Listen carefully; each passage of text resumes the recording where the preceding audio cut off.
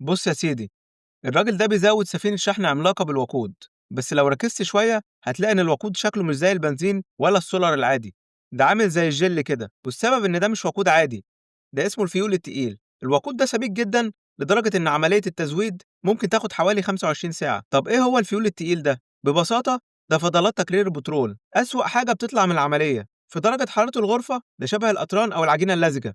عشان يخلّوه يجري في المواسير لازم يسخّنوه لحد حوالي 175 فهرنهايت عشان يبدأ يتحرك. طب ليه بيستعملوه رغم إنه صعب كده؟ السبب حاجتين، عشان رخيص وكمان فيه طاقة عالية، يعني السفن العملاقة تقدر تمشي مسافات أطول باستهلاك أقل. بس العيب الكبير إن الوقود ده مليان شوائب وممكن يبوظ نظام الوقود كله. عشان كده السفن الكبيرة لازم يبقى فيها مهندسين شغلتهم الأساسية إنهم ينضفوا المواتير ويصلحوها عشان تفضل شغالة كويس. الوظيفة دي من أوحش وأتعب الشغلانات على السفينة. قُل لي بقى، هل تعرف حد بيشتغل الشغلانة دي؟ وأخيرًا لو عجبك الفيديو اضغط لايك وشير وتابعني وانتظر مزيد، شكرًا.